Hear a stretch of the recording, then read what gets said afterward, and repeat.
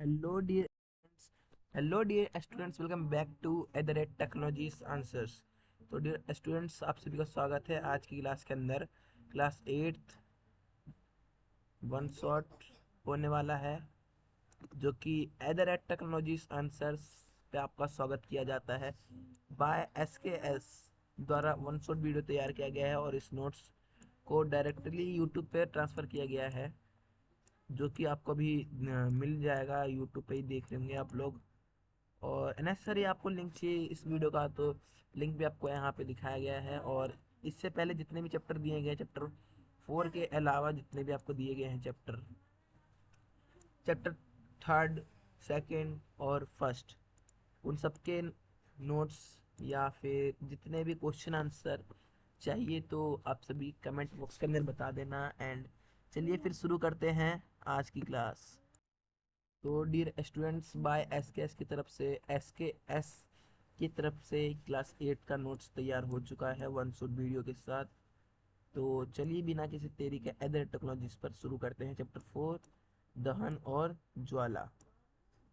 देखिए इस QR code को स्कैन करके आप इस चैप्टर का पूरा पूरी जो भी है इस पार्ट का क्वेश्चन आंसर, आंसर तो नहीं, क्वेश्चन मिलेगा। और इस चैप्टर के अंदर जितने भी पॉइंट्स हैं वो सभी आप लोग ले सकते हैं। तो चलिए आप इस QR कोड के अनुसार ले सकते हैं। तो चलिए दहन और ज्वाला देखते हैं कि क्या है।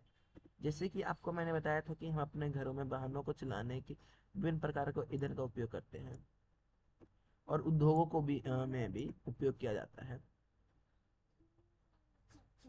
व्यापार और उद्योग में होने वाले कुछ ईंधनों के नाम बताइए।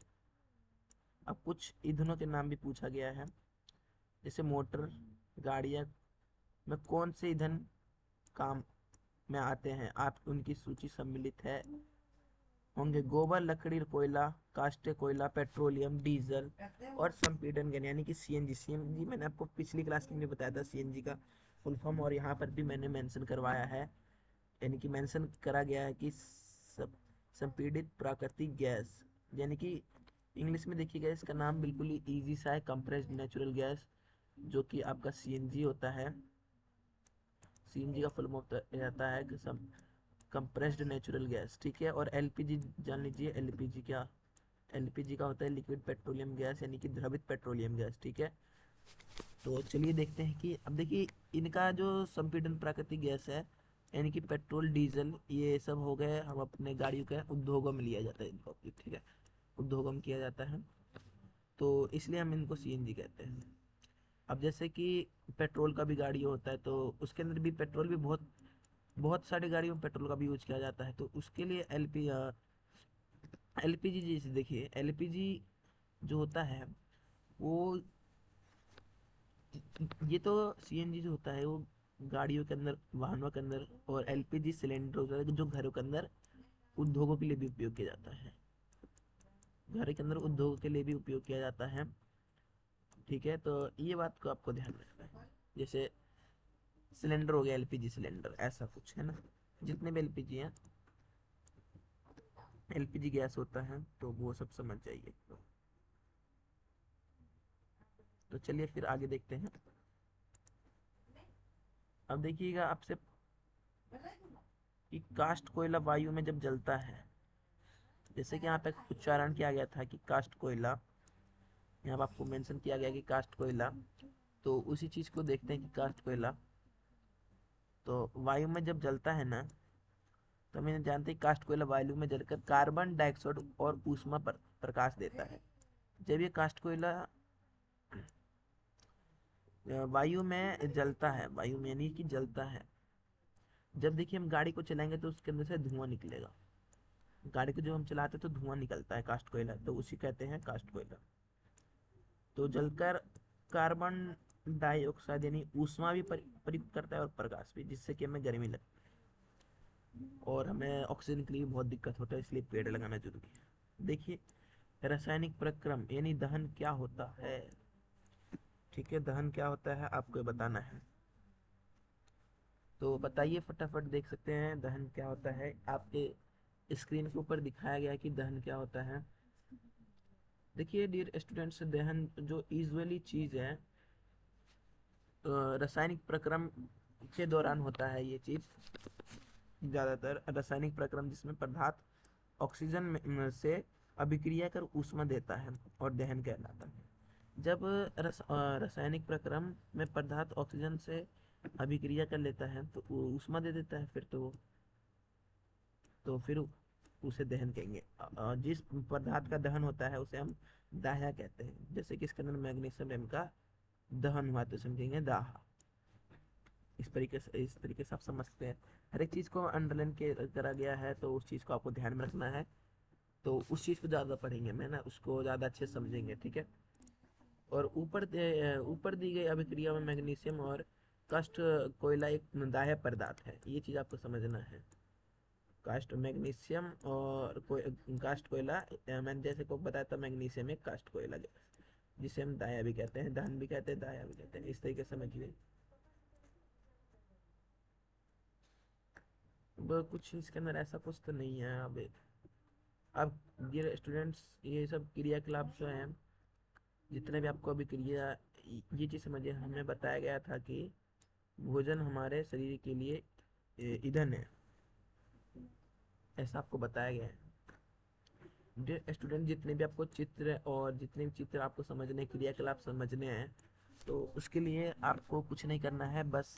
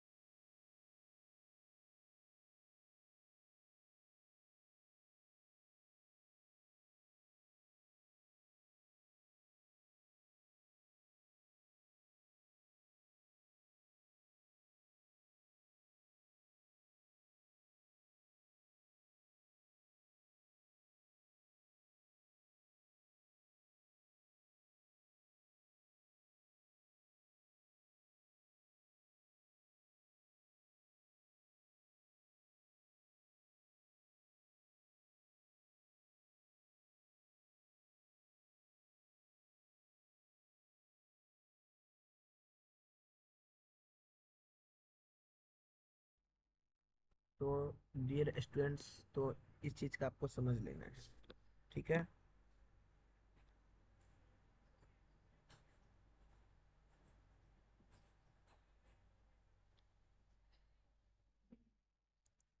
तो आप ज्वलन ताप कहते हैं इसको, और लाइक, सब्सक्राइब एंड शेयर जरूर कर देना है।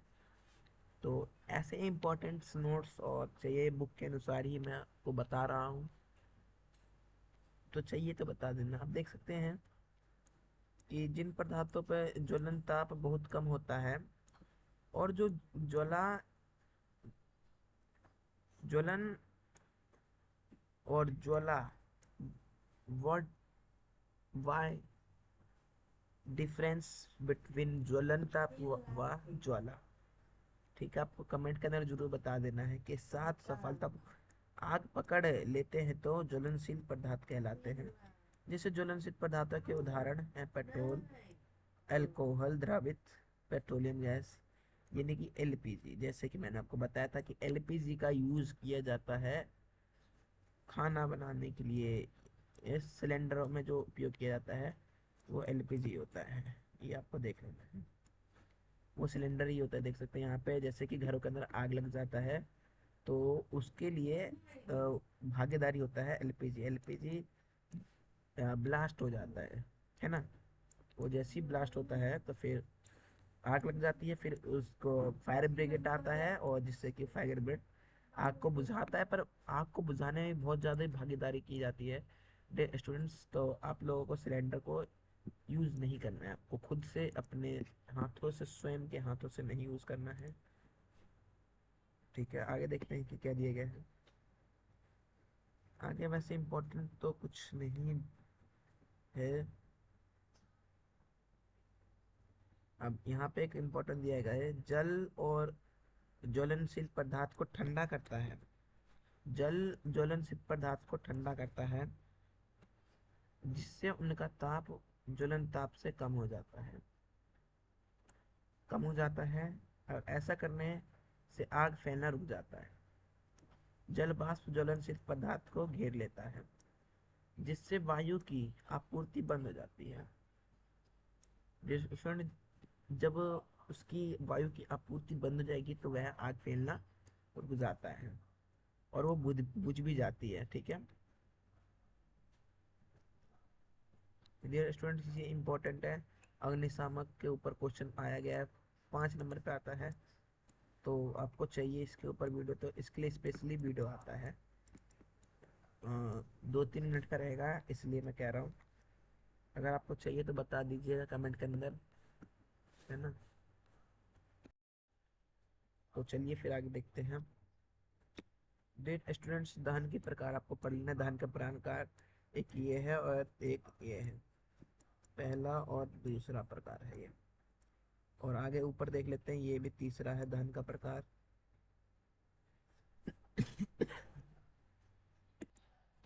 तो यही है दहन के प्रकार, 3 है, जो कि मैंने तीनों को बता दिया है कि यही है। देखिए, जो पहला देखते हैं कि क्या होता है, तीव्र दहन किसे कहते हैं। यहाँ पे बताया गया तीव्र दहन किसे कहते हैं, वो आपको देख लेना। गैस स्टोव की कुंडी यानी नॉब घुमाकर गैस चालू कर दीजिए। क्या देखते हैं आप, गैस ऑन हो जाता है, हम पाते हैं कि गैस तेजी से जलने लगती है, यानी कि ऑन हो जाती है ना, तथा ऊष्मा और प्रकाश उत्पन्न करती है। डियर स्टूडेंट, जब गैस, यहाँ पे चित्र में दिखाया गया है, देख सकते गैस ऑन हो गया है ना। गैस डियर स्टूडेंट्स ऑन हो गया है, तो वही, और वो है ऊष्मा भी उत्पन्न करता है, ये ऊष्मा उत्पन्न कर रहा है। तो इस प्रकार का दहन तीव्र दहन कहलाता है। ये तीव्र दहन है, पहला नंबर है तीव्र दहन।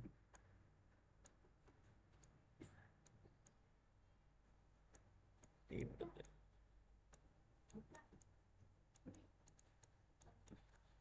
और दूसरा देखिए, फॉस्फोरस जैसे कुछ पदार्थ हैं जो हम कमरे के ताप पर वायु में जल उठते हैं। ये इम्पोर्टेंट है, ये चीज रट के जाना। ठीक है, ये आपको याद करके जाना है और समझ के जाना है, ये इम्पोर्टेंट है, और इसका आपको ध्यान के अंदर पढ़ के जाना है।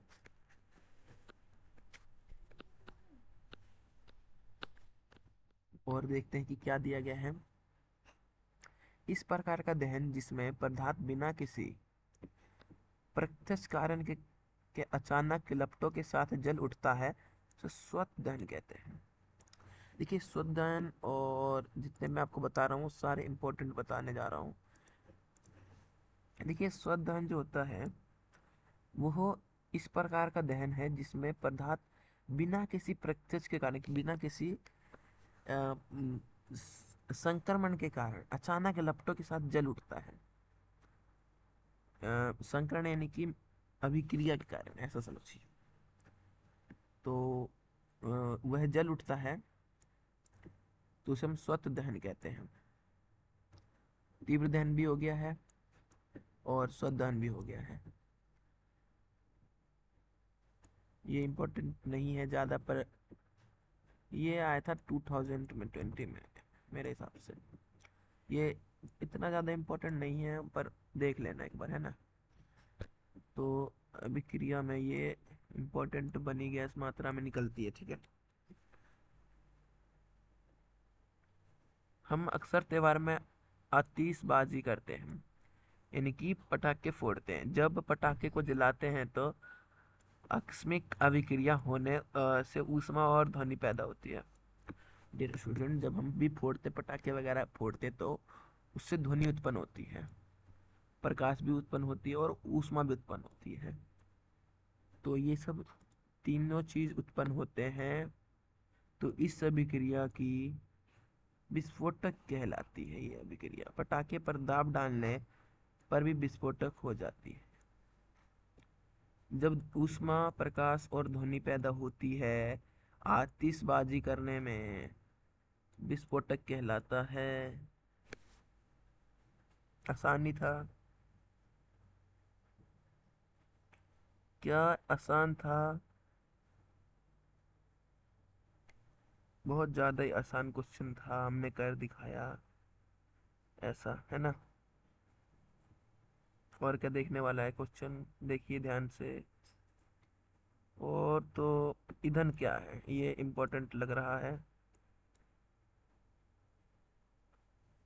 याद करिए कि घरेलू और उद्योगों उपयोगों से संबंधित ऊष्मा और ऊर्जा के प्रमुख स्रोत लकड़ी और काष्ठ कोयला है ना डियर स्टूडेंट्स। ऊपर दिया गया था कि वाहनों और उद्योगों में उपयोग किया जाता है सीएनजी, काष्ठ कोयला, है ना। सीएनजी पीछे आपको ऊपर बताया गया था, सीएनजी यहाँ पे देख सकते हैं।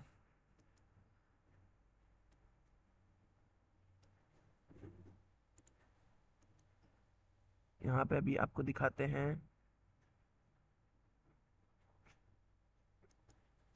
ये देख सकते हैं, कास्ट कोयला यहाँ पे दिखाया गया है। तो यही चीज को मैं बता रहा था कि है या नहीं है, वही बता रहा था मैं आपको।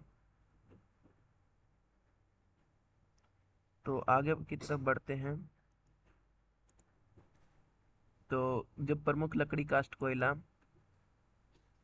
पेट्रोल, मिट्टी के तेल आदि हैं, तो यह ईंधन कहलाते हैं। ठीक है, ये ईंधन ही कहलाते हैं। ऊपर पूछा गया था क्या ये ईंधन है। अब ये कह सकते कि हाँ ईंधन ही है ये, उसका उत्तर हो गया, ईंधन है ये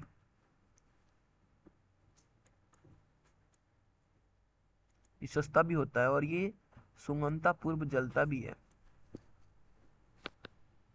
और ये अधिक मात्रा में ऊष्मा को भी उत्पन्न करता है, और ये जलने के अपराध कोई भी अवांछनीय पदार्थ नहीं छोड़ता है। ठीक है, ये बात तो आप समझ जाइए।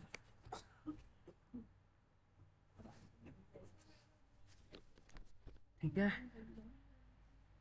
तो संभवतः ऐसी कोई भी ईंधन नहीं है जिसे एक आदर्श ईंधन माना जा सके, जिसे हम देख ही नहीं सकते।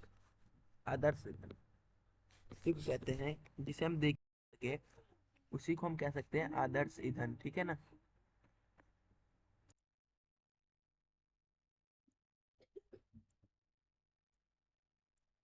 देखिए, हमें ऐसा ईंधन ढूंढना चाहिए जो किसी विशिष्ट उपयोग की अधिकांश आवश्यकता को पूरी करता हो, है ना।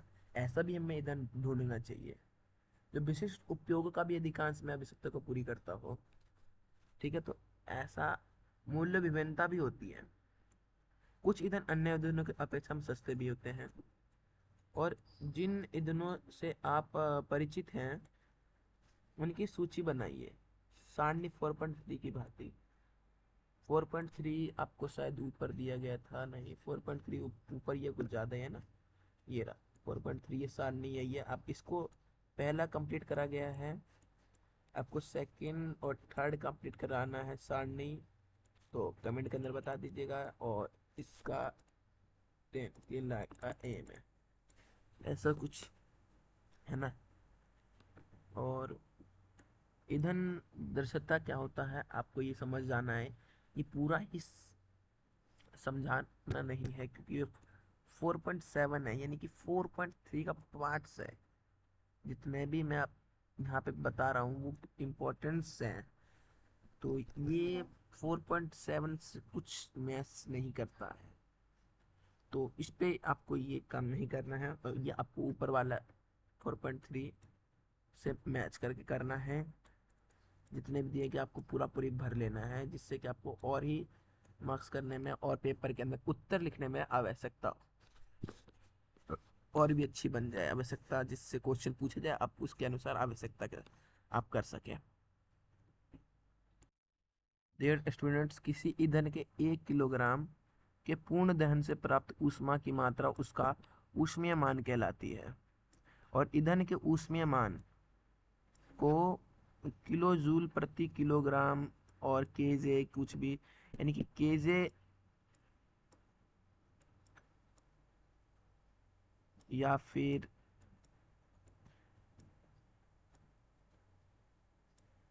केजी से भी नापा मात्रा द्वारा प्रदर्शित किया जाता है, यानी कि मापा जाता है। कुछ ईंधनों का ऊष्मीय मान 4.4 में दिए गए, यानी कि 4.4 नीचे दिया गया, ये रहा ऊष्मीय मान।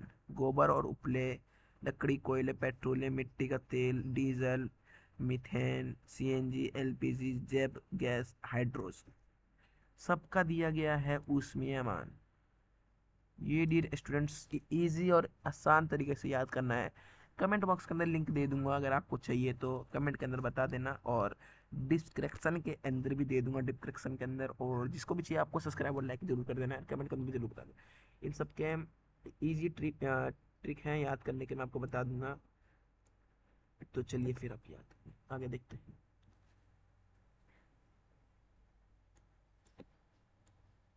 ईंधन से दहन से हानिकारक उत्पाद प्राप्त होते हैं, ये आपका क्वेश्चन बनता है। आप अगर अभी यहाँ तक पढ़ रहे हैं तो आपको बताना है।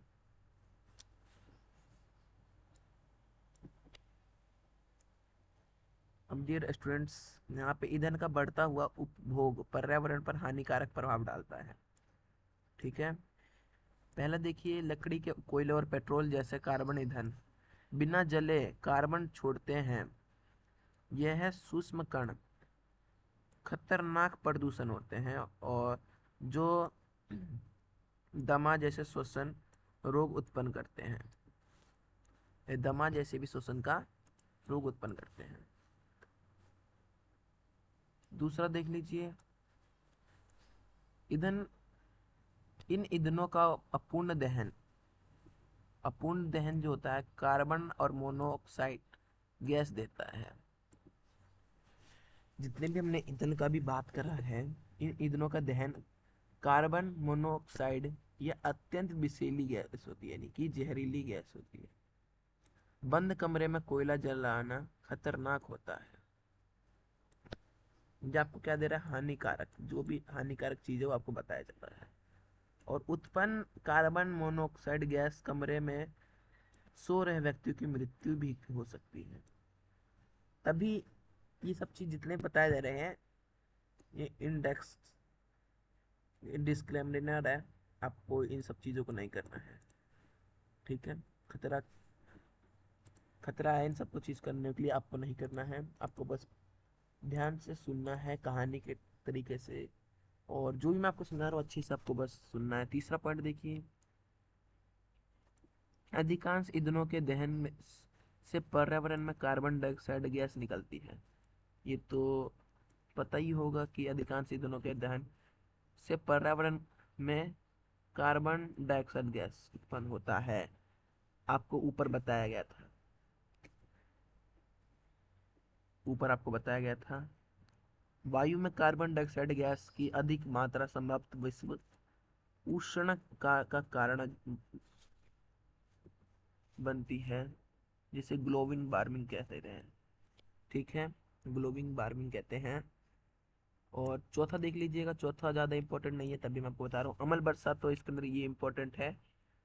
और अम्ल, बाकी कुछ ऐसा नहीं है। संपीड़न प्राकृतिक गैस, ये आपको याद करके जाना है, जिसे हम सीएनजी कहते हैं।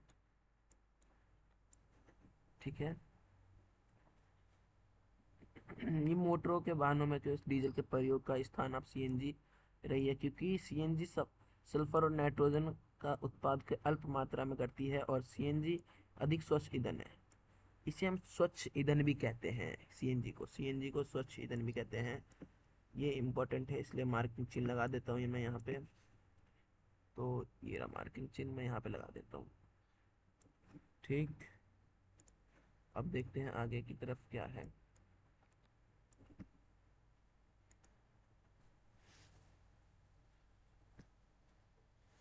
तो डियर स्टूडेंट्स, आगे की तरफ बढ़ने से पहले आप लोग को रिक्वेस्ट है कि आप लोग लाइक एंड सब्सक्राइब जरूर से कर दीजिएगा। तो अम्ल वर्षा क्या होता है?